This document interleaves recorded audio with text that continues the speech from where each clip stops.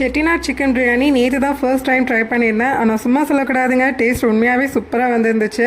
இது செய்கிறதுக்கு ஃபர்ஸ்ட் கொத்தமல்லி இலையையும் புதினா இலையையும் நல்லா பொடி பொடியாக கட் பண்ணி வச்சுக்கிட்டேன். கூடவே பல்லாரி தக்காளி அதையும் கட் பண்ணி வச்சுக்கிட்டேன்.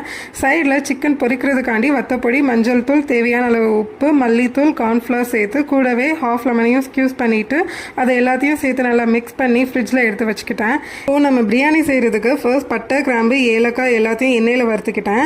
எல்லாம் வறுபட்டதும் கட் பண்ணி வச்சுருந்த பல்லாரி தக்காளியும் சேர்த்துட்டு இப்போ ஒரு மிக்சி ஜாரில் இஞ்சி பூண்டு புதினா மல்லியெல்லாம் சேர்த்து நல்லா பேஸ்ட் ஆக்கி இது கூட ஆட் பண்ணிக்கிட்டேன். கூடவே சிக்கனையும் காரத்துக்கு வத்தப்பொடியும் கொஞ்சமாக தயிர், தேவையான அளவு தண்ணியும் சேர்த்து ரைஸ் ஆட் பண்ணிவிட்டு இப்போ அதை அப்படியே தம் போட்டு வச்சிட்டேன்.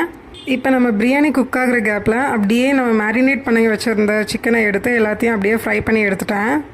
அவ்வளோதாங்க, இப்போ நம்ம பிரியாணி சூப்பராக ரெடி ஆகிடுச்சு. நீங்களும் ஒரு தடவை கண்டிப்பாக உங்கள் வீட்டில் ட்ரை பண்ணி பாருங்கள். உங்கள் வீட்டில் சண்டே என்ன ஸ்பெஷல்னு மறக்காம